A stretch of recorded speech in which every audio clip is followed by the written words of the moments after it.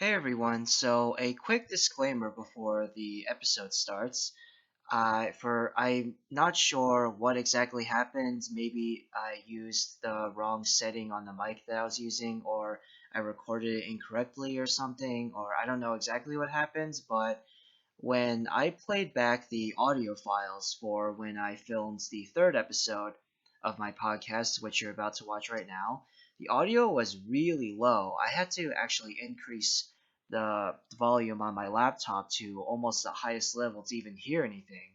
I tried to fix it as much as I could in editing, but it still is kind of low, so just letting you know that you're probably going to have to increase the volume on whatever your device you're watching this or listening this episode on. And so I do apologize that the audio isn't perfect, but I still hope you enjoy the episode anyway. And I'll say this again at the end of the video, but after watching this, please remember to lower the volume after you're done so that when you watch other videos, you don't destroy your eardrums.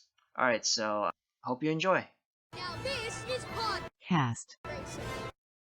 Hello, everyone. This is Colton, and welcome back to the third episode of my podcast, Podcast Racing. So today, just like the last podcast episode, today we're also going to be comparing kind of the Star Wars prequels and the Star Wars sequels, which many people angrily do on the internet nowadays. With me today, I have two very special friends. Why don't you guys introduce yourself with your name, favorite Star Wars movie, and least favorite Star Wars movie? Well, I'm Tabitha. My favorite Star Wars movie is kind of a tie between A New Hope and The Empire Strikes Back. I really like them both. And then my least favorite is probably Phantom Menace. Hi, I'm William. I have a tie in two ways. So on the one hand, you could say that my least favorite is Phantom Menace, similarly, and my favorite is The Force Awakens. But then on the flip side of it, I could easily say that Rise of Skywalker is my least favorite. Really? And Really? Wow. and that Revenge of the Sith is my favorite. That's interesting. Yep. That's interesting. All right. Well, I believe I said this in the last episode, but just in case I didn't, I'll say it again. My favorite Star Wars movie is Empire. That's the only Star Wars movie that I would consider perfect from every aspect, storytelling. Well, maybe not acting. There were a couple moments where the acting was a bit meh, but I still love it. Mm-hmm. And my least favorite Star Wars movie is not including that certain holiday special that we don't talk about, is Attack of the Clones. I understand why some people would think Phantom Menace is worse, but I still have fun watching Phantom Menace, even though it is an objectively bad movie. But Attack of the Clones is just so dull, and I hate the I hate sand line. So Attack of the Clones is my least favorite Star Wars movie. So in the Classic. Classic, bringing up the sand already. Here we go. So, in the last episode, we did sort of, so me and my other two friends, Michaela and Joshua, shout out to them, we did sort of discuss Star Wars and go a bit into comparing the prequels and the sequels, but it was mostly just a free-for-all discussion on Star Wars in general. And in this episode specifically, we're going to, or at least attempt to, go more in depth into what makes the prequels or the sequels tick or not tick, and sort of analyze just the aspects within all of 6 of those movies, and briefly also maybe share our thoughts on the reactions to these movies. So let's first talk a bit about the prequels. A while ago, at the church I go to, I talked with a few adults who were born in the late 60s, early 70s. They were probably around between ages 8 to 11 when the first Star Wars movie came out. So they grew up with Star Wars. And what's interesting is that their reaction to the prequels is very similar to a lot of people of our generation reacting who grew up with the prequels reacting to the Disney movies. Oh, what is this? This looks terrible. This isn't Star Wars. That was what a lot of these adults said when they were in their 20s watching in 1999 Phantom Menace. And that echoes how we feel about the Disney Star Wars movies. So I thought that was very interesting. Briefly, if you will, share with me your thoughts on the prequels and sort of the weird reaction to the prequels. I think that just to sort of defend the prequels and sequels, I think it's really difficult when you have such a unique concept like Star Wars and you try to add on to something that seems perfect to the people who were gifted with it in the beginning. So I think adding anything onto that, it's not like it's anything new now. You're having to conserve what was beautiful about it to start and then still add things that are valuable. So that's just a little side note before we get too into the nitty gritty, I think. It's easy to hate, but there's a lot to love too. I guess I would kind of agree. So I actually rewatched all 9 of the movies. I didn't rewatch Rogue One or Solo, but I rewatched the 9 movies of the main Skywalker trilogy recently. Except for Rise of Skywalker because I'm broke. But it was interesting. I still love the original trilogy, but watching the prequels and the new movies was interesting. So this time, this was probably my 7th or 8th time watching these movies, and it was actually kind of difficult to get through the prequels this time. Like I've always noted, except when I was 8 years old when I watched Phantom Menace and Attack of Clones for the first time. Throughout most of my life, I have acknowledged that there are issues with the prequels, but I've loved them anyway. And this time, it was a bit of a different reaction. Attack of Clones, it took me several days to finish, actually. Attack the Clones, I have so many issues with that movie. And not about the romance, honestly. Oh god, the romance. Yeah, I can't stand it. And I mean, honestly, it was right up there with Phantom Menace in movies that I dislike. I think that the romance sort of detracts from everything that happens. And also, it feels a little creepy. Like, she was his babysitter, and now they're, like, getting together and having a baby. And in the next movie, he, like, force chokes her. And it's just, like, this whole, I don't know. I don't like the reason that the plot is driven forward. Yeah. I think I like it. I like it as a reason for the plot. I like the direction that Lucas tried to push it. And I don't have any objection with the way that he chose to have Anakin go from being this young boy full of hope and a little bit of fear and become full on the greatest Sith Lord that the galaxy ever saw. The problem that I do have with it is more the fact that it feels a little forced or a little rushed. It's true. That's a criticism that I will give to it, but that's also kind of true of a lot of things, right? Because you're in that prequel trilogy, you're trying really hard to have a whole lot of exposition that frames the original trilogy in a shorter amount of time. Right. I remember thinking that we were just talking about this today, that all of the politics in the prequels bored me to death when I was a child, and I just tuned it all out. And now those are the most interesting parts, while some of the other things that almost feel like filler, which I would say the romance feels like filler, even though it's really important to the plot. It feels like filler, and the pod racing scene feels like just so much filler. And they're all kind of important long term, I guess. But the things that used to intrigue me when I was a child have since become the things that I dread about watching the prequels. That's interesting you say that, because I had a kind of opposite reaction to Phantom Menace, those aspects in Phantom Menace.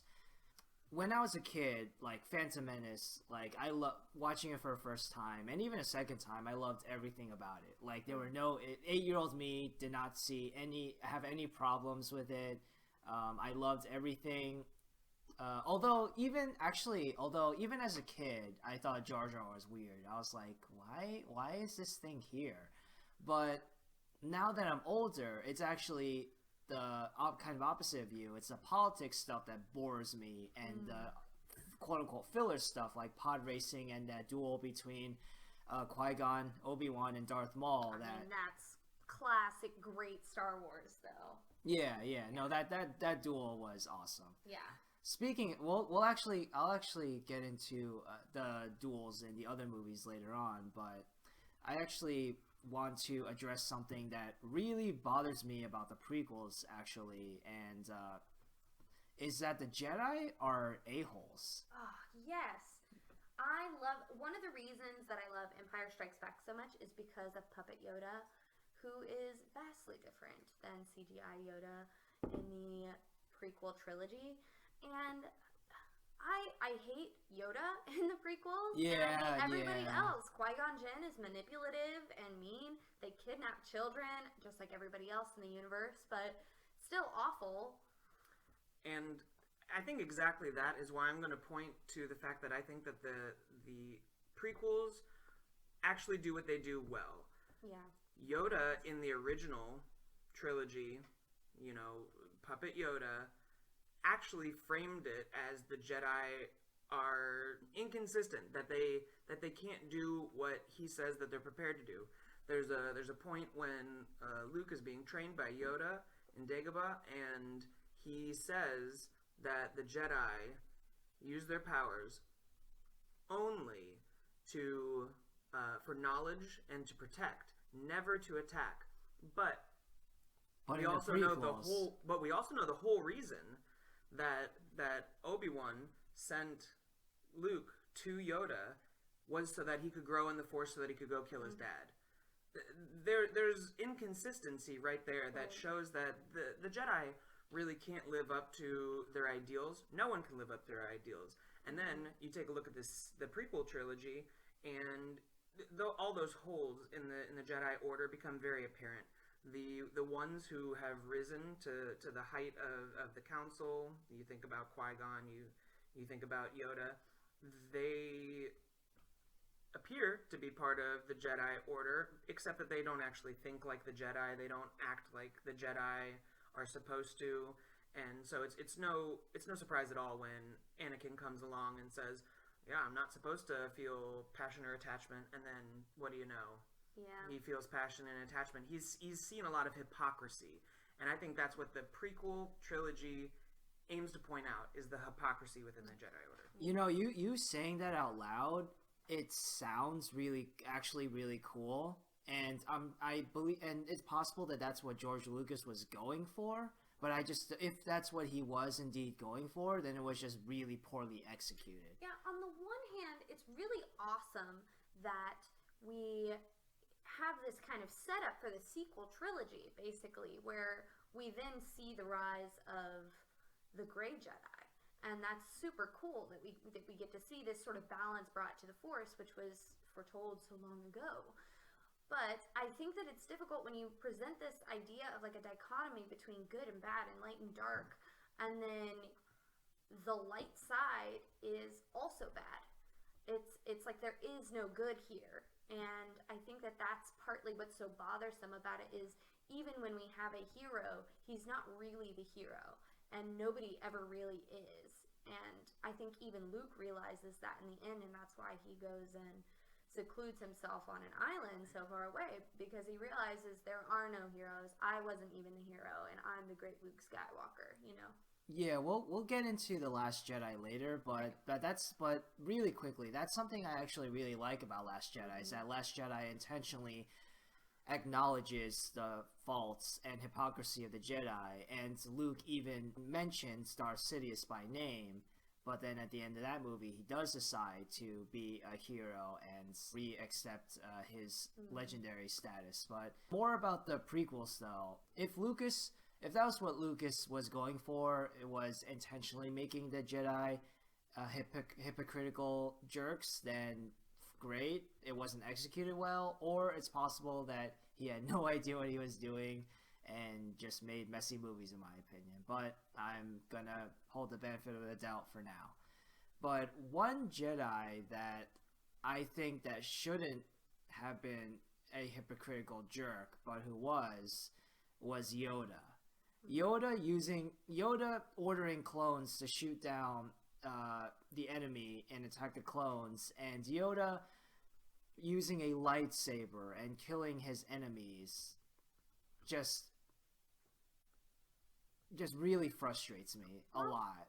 Like I don't know. Yoda in my mind should be is this, like an empire, and even Last Jedi, he's he's larger than life, he's aloof, he's kind of goofy, but he's Senile. also senile, but also very wise. And I don't know, it just doesn't make sense to me that the Yoda we see in the prequels somehow, like, who strikes first and who cut off the heads of those clones on Kadashi or whatever the Wookiee planet is. And I just don't see how that Yoda can become the Yoda that we see in Empire. I mean, but also take a look at someone like Luke. Luke assumes the role of Yoda in the sequel trilogy, and you look at the drastic change between the two. I think to look at any person, real or fictional, and to look at an older version of them and say, this is who you are, and then to look at a younger version of them and some of the mistakes that they've made, especially when they're under a lot of stress because an entire order rests on their shoulders, that's a little unfair to that character. I will say that some of the things that you pointed out, such as, really the thing for me that gets me most of all is how they can go from one moment saying, oh, a clone army, this seems like it's a terrible idea, and then the next moment they're like, well, it's the best idea we have, and then just accepting the clones. That seems a little far-fetched in my mind, and the best I can give for continuity's sake is that the dark side of the Force has really clouded judgment all around. Yeah, that's an easy out, though. And that's an easy out for almost all the bad decisions that are made. And I don't think that you can say that was all that planned everything. I mean, maybe if we went back, I haven't read any of the books, so I don't know if maybe there's something in there. But I think that there is some validity to the fact that it is war, and they are Jedi Knights. They are fighting for their lives as well. Right. And right. A lot of it is self-defense, but also sort of this almost, it feels like vengeance afterwards that really gets to me.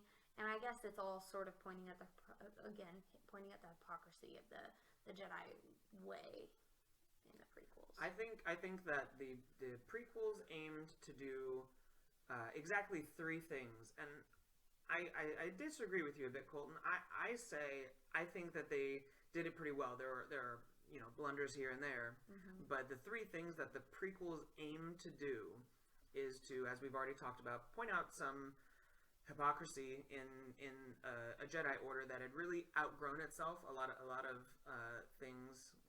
I'm looking at you, American government. Get a little too. Oh, geez. Get a little bigger than they need to be, and they get filled with hypocrisy and problems, and then they start to fail the people that they were sworn to protect, that sort of thing. So I think that pointing out the flaws in the Jedi Order was one of them. A second thing is showing how we went from a republic to the Empire, the rise of Palpatine. I think, honestly, a lot of that, while pretty dry at places, is really brilliantly executed. You think so? There are some parts that I think are a little weird, like when they let a Gungan stand up and convince them all into, accepting that. Yeah, okay, so that's a little clunky. I think there's some.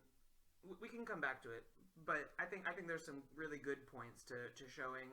As boring as I think all the Trade Federation stuff was, man, like Palpatine was an evil genius, And then the third thing that the prequels aim to do is to show the story of Vader, right? To show from, I mean, his conception is talked about, but to show from birth all the way to when he actually assumes the mantle of Darth Vader. Yeah. It's epic, you know? Yeah, unpopular opinion, I actually love Revenge of the Sith. It's one of my favorite Star Wars movies to watch. It's not as unpopular as you think. I really like that movie, and I think that's what makes it kind of saves the prequels for me. It sort of overshadows all of the faults that I had with it because in the end you're just like, oh my goodness, this is Darth Vader. You know, like you really get to see this transition and the darkness overcoming Anakin for the first time. And you see, I guess, and then going back to like a Phantom Menace, you're like, where did this boy go? This young boy full of hope and love for his mother, and now he's like choking his pregnant lady. And see, like I don't know, like I think that the Anakin's journey from Phantom Menace to Revenge of the Sith is so inconsistent. Like in the first movie, he's a young boy with hope. In the second movie, he's a whiny, creepy brat who creeps on Padme and kills Tusken Raiders. Although that scene was awesome. It's pretty awesome. The Tusken Raiders scene was awesome. And when you read the novelization of the movie, the scene is even cooler. I'll just throw that out there. I think I have actually, but I don't really remember. And then Revenge of the Sith,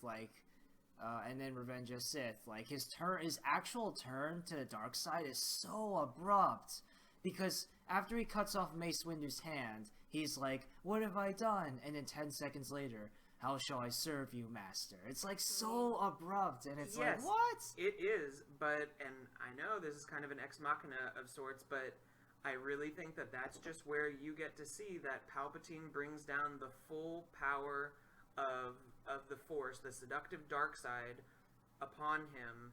And I mean, you can almost see it in him. He looks uncomfortable. I'm not gonna just chalk that up to bad acting. I'm sorry.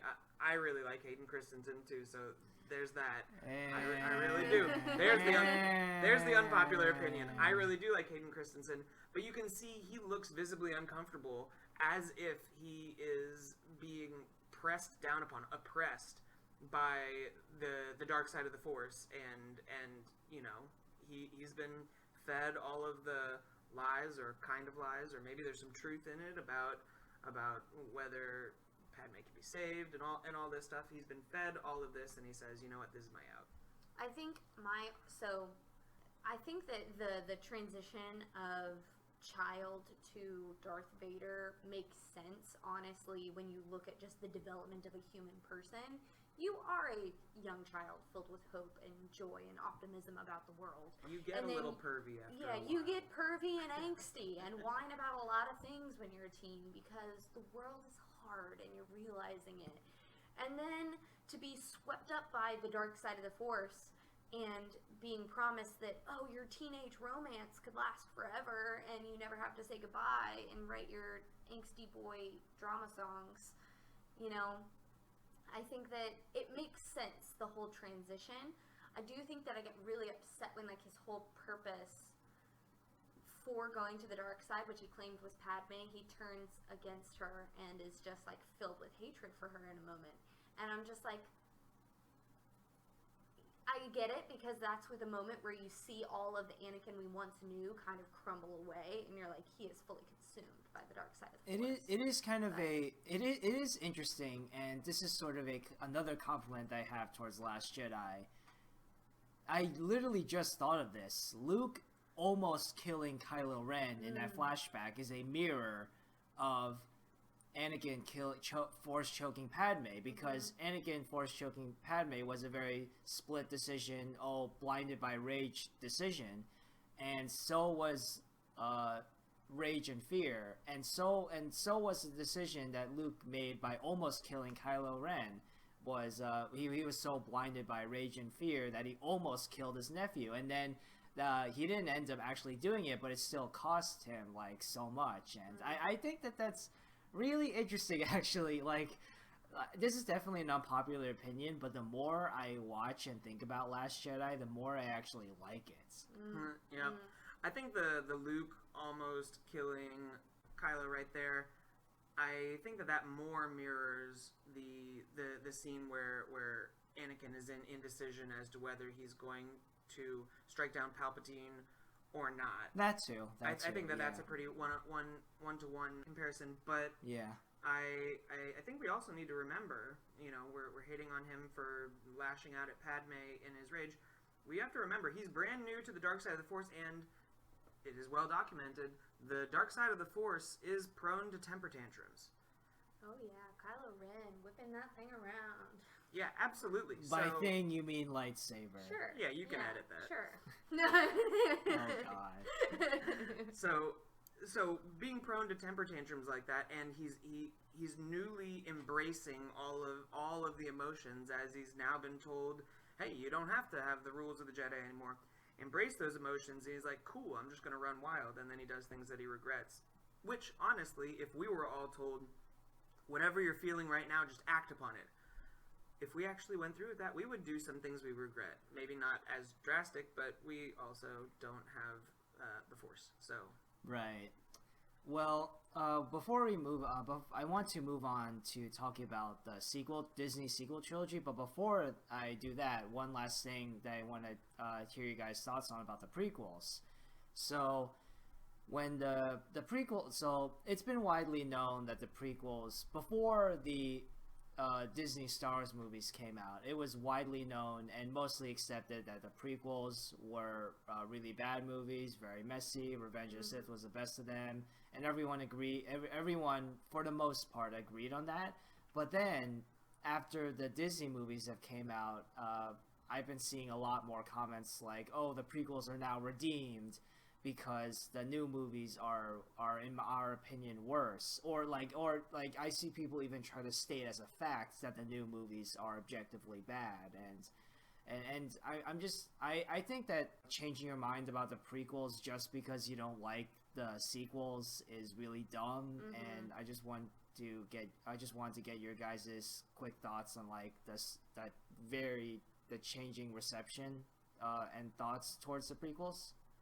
I think a wave of nostalgia has hit people. Honestly, we've been blessed. We get new Star Wars movies. Like, let's just appreciate that for a second. We get to go to the movie theaters and appreciate new Star Wars content on the big screen.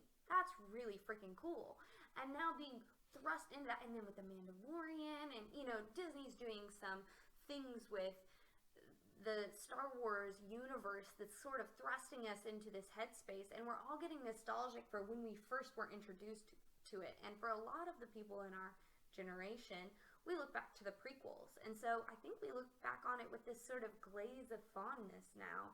Not even because of the sequels, although maybe partly because of that, but I think also just because people are nostalgic for when they first fell in love with Star Wars. I'm actually gonna a little bit come against this notion that they were originally hated so much. It was that, so that is a pretty stated fact. Everyone's like, oh, they're terrible. But I don't know how many people really believe that. You look at things like I'm an avid participant in prequel memes, and prequel memes are fantastic. I don't think that we're going to see anything like that made, not to that caliber anyway, made of the sequel trilogy. And not just because, oh look, it was all memes. It was so bad. I think there was a part of the prequel trilogy that really resonated within people, and they carried it for so long. And even after the sequels are out, people are still doing prequel memes. I think that kind of just shows that and this will transition well, I think, into talking about the sequels, is that George Lucas was a man with a vision, and he wanted to tell a story. He paid less attention to what would sell, and he just tried to tell his story. See, I disagree with that. I think because I think that I think that George Lucas did have a story to tell, but at the same time, the prequels were mostly made to sell toys, to sell toys and make money. And and all that stuff. Like why else would there be like so much like of all these like crazy stuff like new droids? Like I think that if George Lucas genuinely cared about 100% just like making that telling the story he wanted to tell, then I don't think he would have included stuff like all these different kinds of droids or like all these different Jedi or like all these different like creatures like the Gungans and whatever. Like I don't think I think that if George Lucas really solely just wanted to just tell a story, then I don't think that he would have had like all this different stuff Look, in the movie. I'm not in the saying prequels. right. I'm not saying that he didn't have that in mind, but I really fully do not believe that that was in the driving seat. That wasn't the force behind why he was making it. I think that he really had a story to tell. He did things that were unpopular. He was not afraid to kill off characters in really awesome ways for the story. I mean, it's totally different when you look at the sequel trilogy, which everybody is just coated in plot armor. People do not die except the original people. Your Han, Luke, and Leia, and they were killed off in that order because that's the reason that the story looks the way it does. They said when writing it, we want to kill off these three, and that's how they shaped the story. They killed off Han, and that shaped that whole movie. They killed off Luke, that shaped that whole movie. And then they tried some, I guess, with Rise of Skywalker, but anyway, that's my opinions on Rise of Skywalker. At least they tried. I guess I could kind of see where you're coming from, but I don't know. Like, I think the prequels were also made with a big intent to just sell toys, and I fell for it. As a kid, I had Star Wars trading cards, Star Wars action figures, Lego Star Wars. I vividly remember playing on Lego Star Wars, the Phantom Menace game, and pod racing and fighting. That was a great one. Playing, Good, yeah. playing both N64 Qui-Gon. pod racing was gold. Yeah. That Oh was my gold. gosh. Just but this is all like very people nowadays. I see some comments online, people complaining about, oh, Disney only made new Star Wars movies just to sell toys, and I look back to all the stuff I had as a kid, and I'm like, Star Wars has kind of been like that for decades now. Like, I think that something to think about, though, is Lucas is an artist who had the privilege of creating a world and then other people enjoying it and loving to be in it. And if you got the opportunity to present your story and your world to people, they ate it up, and you're like, oh my gosh, I have so much more to share with you. Because he did. He had whole lore surrounding this Star Wars universe.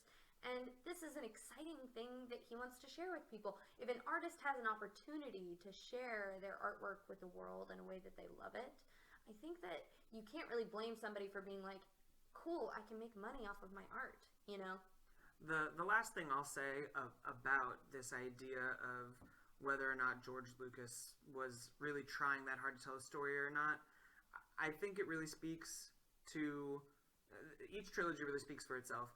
Everything that I've read kind of says that even though Lucas did unpopular things with the prequel trilogy, what are some of the things that we really see him doing?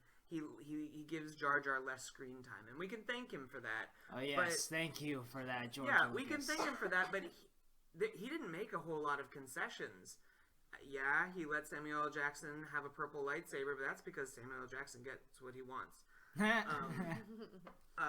So he didn't make a ton of concessions. You look to the sequel trilogy, and you get all the way to the last one, and it just feels like Reddit wrote the script because they were bowing so much to what the fans wanted to see because their bottom line was their bottom dollar. That definitely is true for as much as I love Force Awakens. Yeah, that is kind of true. Like, both Force Awakens and Rise of Skywalker are written by Reddit, I think, but Last Jedi does a lot of things that Star Wars fans didn't want, actually. Mhm. So, like, I, I will, I feel like I'm constantly defending Last Jedi, but what I really appreciate about what Ryan Johnson did was that, like, it seems like he genuinely cared about reinvigorating Star Wars and like presenting something like new that we haven't really seen before. What's funny is that some friends in my personal life complained when Force Awakens uh, was a rehash of A New Hope, and then they accepted that Last Jedi would be like Empire, and then when it wasn't, they still got upset. So, like, I'm not accusing my friends in real life of being bad people or anything. I'm just saying that it's just interesting. Well, but also when you're expected to follow a rubric, and then it diverges from that. I mean, you're either going to be happy that it diverged from it, or you're going to be upset that. I mean, you're not really neutral with that sort of thing, and that's one of the big things that I actually don't like so much about the sequel trilogy is they subverted expectations simply for the sake of subverting expectations for the twist that no one saw coming. They did it just for the sake of the twist, not for the sake of the story. The story was worse off because of just some weird twists that they wanted to pull so that they could get a good reaction from the audience. I would disagree with that. I think that Ryan Johnson kind of knew what he was doing when he pulled off some of these twists, and I don't know, like I guess I could see where you're coming from, but I don't know, maybe but rewatching the movie, I noticed the Canto Bite stuff and Rose kissing Finn was still but I was also able to notice a bit more of what exactly RJ was going for with Luke and Rey specifically. Like, I don't know, just I'm pretty sure that's just me, but So I actually love the whole so there are a lot of things I like about the sequel trilogy. Something I hate about Disney is that they have a formula they know works for entertainment. right. And I think that they're milking Star Wars for the cash cow that it is in a lot of ways. You don't have to think. Well, of course. They've said it. Of course. They're milking it till it's dead, which is sad. But right now, looking at the Star Wars movies for what they are, I think that The Force Awakens, they played it safe, whatever. But they've taken all the things, they cheat in a lot of ways. They kill off our favorite characters from the original trilogy because that's the only way to get an emotional connection to something in their films on some level. Now, that's not to say I don't love some of the stuff that they're doing with the Force, especially in The Last Jedi. That Force connection between Kylo and Rey, I think is super cool, and one of the neatest ways that we've seen the Force expanded in the sequel trilogy. Of which there were many. It's true, and that's my other criticism about The Rise of Skywalker is that they really did it too much. It almost felt like an episode of Dragon Ball Z where it's like, now I'm going to combine with this and create this ultimate ability. Yeah, and I'm like, right, that's not what I'm looking for Yeah, here. when I walked out of Rise of Skywalker, I was just left with this feeling of, well, I guess anything goes now. They created so many new things that the Force can do, and yeah, let's not forget that they used the Mandalorian, which can do no wrong, to introduce this Force healing thing. But then I will say, I looked back at each trilogy did introduce a bunch of new things that the Force can do. Oh gosh, midichlorians. It's just not Which good. I'll just go on record saying, I'm pretty neutral on the midichlorians. I don't really care. I don't know why people are so upset, because I guess bringing science into it takes out the mystical. Like, this isn't a sci-fi. This is a space fantasy. I guess that's the best I've heard. Is that it's not a sci-fi. It's a space fantasy, and because it's a space fantasy, people don't want to hear sci-fi jargon. Yeah, and I it just also feel- a little ruins some of the wonder of, like, anybody could be a Jedi. Yeah, even and this kid from this planet, but you could just do super breeding to like make this guy have a baby with this guy, and you make a super Jedi. Ray You know? And Ray clone was a things. Yeah. Ray was a nobody who is still a powerful badass Jedi, and that's what I really liked about Last Jedi. But then in the next one, nope, she's Rey Palpatine, and she and Kylo kissed, which still really So, pisses me off. I actually love that she's Palpatine's granddaughter. Really? I do. So. I think that it just mirrors. So it's like the whole thing is like a poem. It rhymes a little bit in some areas, and I think this is one of the beats that I wasn't expecting it. Even though I'm sure that it was talked about all over the internet. That's not one of the things that I had predicted was going to happen. And so when I got hit with it, I was like, oh my gosh, it makes sense. And Does it though? I Does think it make does why sense? she's I don't drawn to think the so. dark side of the Force. Why of course, there's less cohesion in the sequel trilogy. Way I think less due to the cohesion. lack of director, communication. But I think that I really like the twist with her and being Palpatine's daughter. I really like that, or granddaughter. I really dislike that twist, and I don't know, just Rey being a nobody felt so special to It me felt so good. because around that time, this is gonna get kind of sad, but around that time, I was feeling like very down in the dumps, dealing with sadness, depression, all that, and I don't know, just especially like 2017 and 2018 were overall not great years for me, but sitting in the theater for Last Jedi and hearing Rey say that she's a nobody, and then yet seeing her, still be able to pilot the Millennium Falcon really well and be awesome with the Force and a lightsaber. I don't know. That just really meant a lot to me. Yeah, I mean, I really liked it when she was a nobody too. I think that it was one of the few moments from the Rise of Skywalker that I didn't feel as much. It was like a cheap thrill. Even though I know that some people don't see it that way, I felt because of the sort of poetry of it all, it felt right, as opposed to some of the other things that I don't think felt quite as right. Like, well, firstly, let's just applaud the sequel trilogy for Kylo Ren's whole arc. Kylo Ren's arc is objectively the most cohesive and best goodness. part of that Beautiful. trilogy. Yeah. Yeah, definitely. And I love the scene. I actually really like the scene a lot with him and Harrison Ford in The Rise of Skywalker. That scene genuinely like surprised me, and I actually really like that it mirrors their last scene together in The Force Awakens. It does mirror. I don't know, is it really justified? So this is my problem. And you talk about it, it's like a poem, and it has rhyme. And I don't know, while I can agree that it has rhyme, and it mirrors, and all this stuff, does it really justify it? Does the rhyme or the mirror justify doing what you're doing with it? Some people would say yes, some people would say no. I don't think that necessarily it makes it better because it is the same thing that we've seen before. If you look at the original trilogy, they're doing amazing things with popsicle sticks. They're going out of their way to create something that's never been done before. It's wonderful. You look at the prequel trilogy, and it gets criticized for too heavy reliance on CGI. It's not really relying on it, though. What people are forgetting is they were doing things that nobody had ever done before with CGI.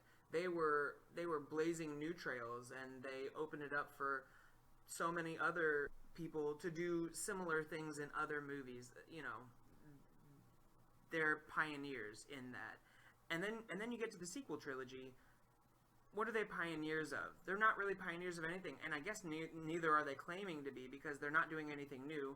They just decided to mirror the original trilogy, saying, well, we've heard that people didn't like the prequel trilogy, but they loved the original trilogy, so if we just follow the formula of the original trilogy, there you go. I will confess that I do think it is disappointing that the Disney movies are essentially just a response to prequels. Like, oh, you guys didn't like the prequels, then we'll focus more on practical effects. Absolutely. As much as I love Last Jedi, there are definitely moments in that movie that are nostalgia baity, for sure. Oh, for sure. I mean, I think that there's so much of this. That again, I'll say it again. That's one of my greatest criticisms of the sequel trilogy. It is way too reliant on nostalgia for most of its emotional impact. Like, and I don't think that that's great because they had a lot of good things going, and I think that this is another area where I think the sequel trilogy could have been much stronger. They had some really cool ideas and concepts within The Force Awakens that I was really excited to see follow through. And then they basically dropped all that in exchange for what happened in The Last Jedi, which had some really cool ideas, had really cool story, had really good characters to some extent. And then they dropped all that again. And then they exchanged it for what happened in the final Rise of Skywalker movie. And I was just like feeling like nothing really happened, and yet everything happened. There was no that's exactly how I would describe Rise of Skywalker, is that everything happens and yet nothing happens. And I still think that Rise of Skywalker, it wouldn't have really improved the movie a lot, but I think that a better way to end the movie would be if Rey dies from after defeating Palpatine. Kylo Ren climbs up, tries to force heal her, but can't because she's dead. I really don't like that force healing can be used to bring people back to life, because it basically, like, why didn't Anakin just bring Padme back to life? I really dislike that Rey was brought back to life. I think that, in my opinion, a better ending for Rise of Skywalker would be Ren tries to bring Rey back to life. He can't, because once people are dead, they should stay dead. Yeah. And then Ren is the one that somehow ends up on Tatooine at the end, and that old lady goes up to him and is like, who are you? And he's like, Ben Solo. I think I was fine with the ending with Rey on Tatooine and being like Rey Skywalker, but I think that Kylo Ren should have lived. Yeah, I actually think that too. The only thing that I think it would have, the whole series as a whole is meant to bring balance to the Force in some way, and we hadn't seen that really happen. It was either good or bad, or like good versus bad. And then finally, at the end of Rise of Skywalker, we see balance in the Force as she becomes a Grey Jedi, and she is moving forward into this new lineage as a Skywalker. And I think that I would have missed that sort of conclusion to the balance of the Force. However, I do wish that as a character, it would have been, and for that whole scene where, like, the Romeo and Juliet scene almost, where like, oh, you're dead, no wait, you're dead, and now you're alive again, and then this guy's dead, and now we're gonna live happily ever after, whatever. It was too much of a psych out, and I wish that Ben Solo would have been the one to survive, and that Rey would have died, and that maybe he could have risen up to be the Grey Jedi. I think really you were gonna have a hard time ending the sequel trilogy no matter what. The way that I look at it, the way that I look at it, the prequels, they started slow. Everyone can agree, kind of dry and slow, and then they really finished with a climactic bang that everybody, like, nobody liked the first two that much at the beginning, and then they saw Revenge of the Sith and they thought, wow, redemptive, it really brought it all back. And then you look at the sequel trilogy, and what you really have there is that they started out with a promise of something, genuine and new, but they ended up with kind of a piecemeal amalgamation of somewhat cool ideas. And, I actually really liked, like I said at the beginning, I said I either really liked the end of the prequels or the beginning of the sequels, because I really think that the sequels started off with, oh wow, we're getting to look at a stormtrooper who has defected, and what a cool idea. That was my first thought. I was like, oh man. From the moment that you see the blood smeared on his helmet, and you're like, wait, we're actually following this stormtrooper? That's never been done. This is really cool and original. And there were a couple more things like that felt really cool and original, and then it just started to kind of fall off when you start seeing, but even though we're looking at this stormtrooper, and then we just don't follow that idea through. Like, we never really see where it goes. One issue that I have with Last Jedi, you could tell that Rian Johnson had no idea what to do with Finn, but he was probably too scared to get rid of Finn, either because people like Finn or because Disney, Lucasfilm, Kathleen Kennedy was like, no, we still need Finn.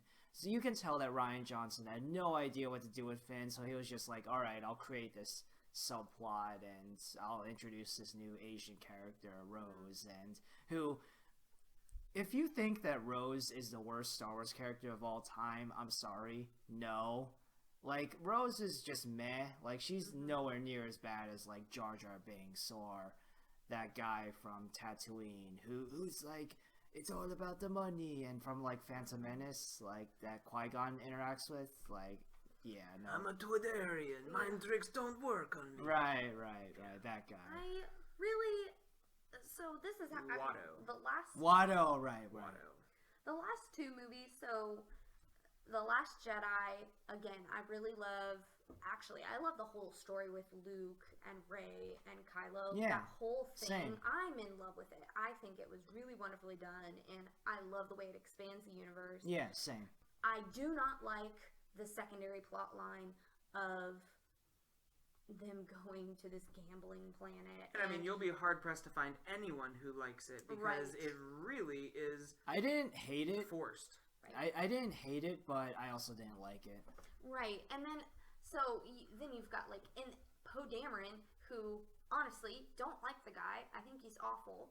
In the next movie, they take him and they put him in charge of everything, like a moron. Why would you do that? Well, so the idea was they were trying to mirror the original trilogy. You had Luke, Leia, and Han, and they were trying to have Rey, Finn, and Poe, and that was supposed to be it. But then, where's the cohesion? If you're trying to make that like the three of them in the original trilogy, they became kind of inseparable. One of the group got frozen in carbonite. Let's go get him. And then, if you're trying to mirror that, which I mean, if you're trying to do something, stick with it, right?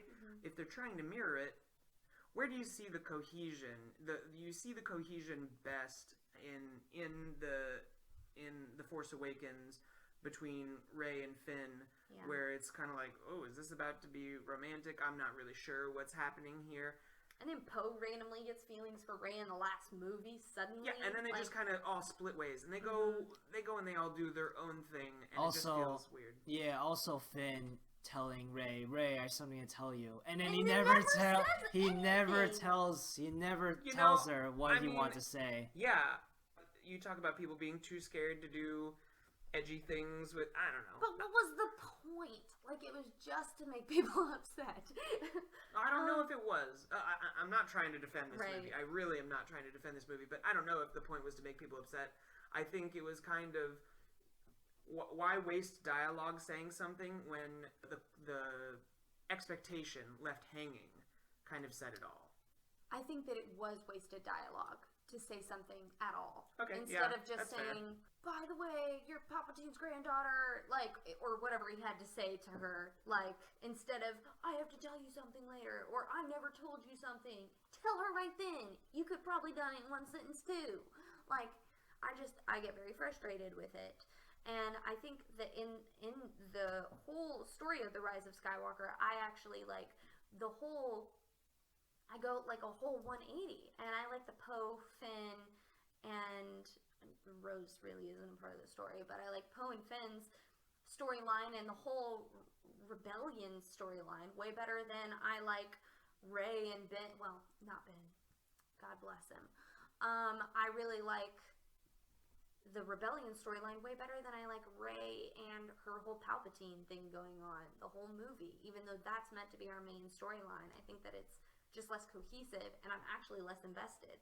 When all of those rebellion fighters showed up just out of the blue, I was like, oh my gosh, we're gonna win the war, it's amazing, all this stuff. And that was one of the first moments where they actually earned my emotional response instead of like killing off one of my favorite characters. I would respect personally. I have a different opinion when all those honestly, when Lando showed up with all those extra ships and the Millennium Falcon and stuff, I just thought, We all knew it was I just thought, they're just trying to sell more toys. And honestly, like, and it also felt like they were copying the portal scene from Endgame. You know, when like all the heroes show up. Like I mean, yeah, it is also. As much as I love Endgame, it is also that portal scene is also kind of just like fist bumpy kind of moment, selling toys kind of thing. But they were able to, the Russos were able to make it feel earned. Right, yeah. I mean, even if it's they are just trying to predictable. sell toys. It serves its purpose. We all do get that swell of emotion, sure, but I mean, really, really predictable. No one was really thinking no one's going to show up. Right. Right. And they put themselves in this catch-22 because no one thinks that they're not going to show up. But then if in the end they didn't show up, we would be like, well, there's another time that they're trying to subvert our expectations by leaving us kind of leading us to think that they're going to. So I think they just put themselves in a position where they didn't really need to. I was still more invested in the Rebellion storyline than I was in Rey's storyline during this last movie. The Rebellion storyline honestly didn't feel finished to me. Like they presented all these cool ideas, you know, Poe and Zuri's past, Finn meeting Janna, who also is formerly a First Order stormtrooper, but they don't really do anything with these ideas. They really don't. You said it, and we've said it again and again about the sequels. They had a whole bunch of really cool ideas, and then just never really went anywhere or did anything or even connected them. Some things are just like left dangling off, not connected to any part of the story. Yeah. And it just, I think that alone, and my frustration gets all the way, it gets taken out on The Rise of Skywalker, when really there was a bit of it in all of the sequel trilogy. It gets taken out on Rise of Skywalker the most, I think, because it just feels like we got here, but did we earn it? And I almost feel like the reason that it's easy to push everything on Rise of Skywalker is it's because I'm waiting for the finale, like the climax, the resolution of the things that have been thrown at me in the last two movies, which could have been saved. I honestly think that neither of those movies were bad enough that it couldn't have been saved by a really good last movie, but they didn't take what they had in front of them and sum it all up. Instead, they created another third plot line that doesn't connect to the others that well. And something that I say, not just about Star Wars and not just about things that Disney does, but kind of about sequels in general, they all fall, not all, I should not say that, a lot of them fall victim to the same couple of things where they try to outdo what the originals had, or they think, oh, well, the original, it was really good because they introduced all these lovable characters, so, hey, in the sequel, let's introduce a bunch more lovable characters, and then it just feels crowded. It feels like there's a lot going on. In my opinion, sequels are always too complicated. They don't streamline their stories. They leave a lot of loose ends. Things feel rushed and jumbled together, and that to me just goes for sequels in general. But it's very true of the sequel trilogy. Whereas I don't think you could say that of the prequel trilogy. I don't think it feels. Some parts do feel rushed. We're covering the span of a bunch of years at times, but it doesn't feel necessarily overly complicated or jumbled together, I don't think. Well, I agree with you what you said about the sequels, but at the same time, in my opinion, the prequels are also complicated and overly like jumbled. But What's complicated? I feel like it's so linear. I don't know. I just feel like maybe like complicated complicated in terms of like a filmmaking perspective. In terms of a story perspective, I honestly, it just feels like it doesn't feel in my, like, at least with Anakin's storyline, it doesn't feel coherent in my opinion. Like, Anakin's a boy, Anakin's a hopeful boy in the Phantom Menace. In Attack of Clones, he's a whiny brat. In the third movie, he's Darth Vader all of a sudden. Like, it feels so abrupt, and Sure. and maybe complicated isn't the right word for me to describe the prequels, but I don't know. Just I still think that I prefer the sequel trilogy over the prequel trilogy, although Star Wars in general, and I think this is nostalgia kind of blinding me, like, it's kind of hard for me to dislike Star Wars. Honestly, Star Wars to me is the worst when it's at mediocre. Solo and The Rise of Skywalker, I probably won't really watch ever again because those movies I just feel hollow watching. Like, as much as an Attack of the Clones I don't want to watch again, but Phantom Menace, as bad of a movie as Phantom Menace is, I still love it. Right. Like, I could still watch it over and over again and enjoy the pod racing and Darth Maul duel and the Duel of the Fates music by John Williams. Yeah. But Also, the score to the prequels. the score to all the movies is great. Yeah. I think that the prequels suffered from a lot of dryness in a lot of ways, and then like I was disinterested in one part when I was a child, and now I'm disinterested in another part of it now that I'm an adult. But then now the sequels suffer from kind of the opposite problem, where there's too much to be interested in and not enough follow through with those interests. And I don't know what the greater sin is, honestly. I really do like the prequels. I don't think there's anything, I mean, there's clearly things wrong with them. I think that the sequels might be easier to watch due to their higher production value. That's the case for me. And Yeah. their acting, like, it's very good all around in those areas because Disney is rolling in dough. But, I don't think that that's not a reason to go back and watch the prequels as well. I really do like them both. I think that I feel privileged to be a part of the last era of Star Wars, you know? If it will be. I mean, Disney making Sure. a movie every year for as long as people will watch them. I mean, yeah. You know what's funny is that before Solo and Rise of Skywalker came out, I defended Disney like crazy. To all the naysayers, I was like, "No, Disney knows what they're doing. Like, I have complete faith in them." And then after Solo and Rise of Skywalker came out, I was like, "Oh, maybe they don't. Maybe the naysayers are kind of right." But then The Mandalorian is hope. Mandalorian is hope. And speaking of Mandalorian, there might be Star Wars Episode 10 coming out in 2022. Obviously, there's Clone Wars Season 7, Mandalorian Season 2, and the Obi-Wan Kenobi series on Disney+. Just Star Wars in general going forward, will you guys continue to watch Star Wars, or are you tired of the franchise now? So, with Marvel, they've run this road so far. They've really made it so weary.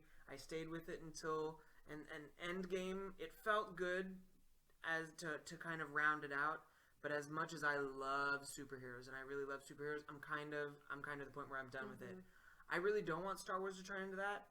I love Star Wars so much. I love, being the nerd who knows all of the random trivia. Although I've probably said something that someone's going to pick out. They're like, well, that's actually completely inaccurate. But, whatever. I love being a Star Wars nerd. I desperately do not want Disney to do what they did with Marvel to Star Wars to the point where I go, well, I don't need to watch this thing because the whole franchise has become so diluted. Right. There are some things I'm very excited about. I love Mandalorian. I think it is so true to what George Lucas's vision of Star Wars, the Star Wars universe was, and I think it's just really fun and good. And I don't have anything bad to say about it. And then I'm really looking forward to the Obi-Wan series as well. Oh, Firstly, absolutely. Ewan McGregor's Yeah, cool, yeah. and Obi-Wan was Plus- a great character. Plus, Deborah Chow, who directed some of the Mandalorian episodes, Yeah. is directing I believe she's directing all of the Obi-Wan Nice. episodes. Maybe, I'm not sure yet, but she's definitely like one of the head people behind the Obi-Wan show. So there's definitely stuff I'm super excited for in the future of Star Wars, even if like things like Solo grind my gears a little bit. I think that they're still going to put out some pretty good content, especially for those Disney Plus subscribers. Because Yeah, I like for me, just it's hard for me to like want to avoid Star Wars. Like Star Wars, no matter how cheesy or dumb it gets, like I still love it. With the exception of like Attack of the Clones, I still love it, no matter how messy or goofy it gets. And I will check out whatever Disney Lucasfilm comes up with in the future, but also with a bit of caution. Mm-hmm. All right, so I think that I'm going to wrap things up now. We have gone over an hour, which was not originally the plan, but we had fun talking, right? Mm-hmm. Absolutely. Yeah, yeah. I want to thank you guys again, Tabitha and William, for agreeing to be on my podcast and for talking Star Wars with me. Thanks for having us. Yeah. Yeah, we'll do it again anytime. Mm-hmm. This is the end of the third episode of my podcast, and I hope to see you guys soon, and hope all of you have a wonderful day. Goodbye.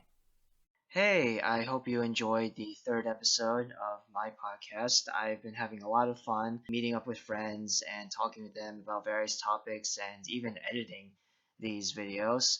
I just want to quickly remind you to please lower the volume on whatever device you watch this episode on so that for the next video you watch, you don't blow your eardrums out. And yeah, again, thanks for watching and hope to see you guys soon.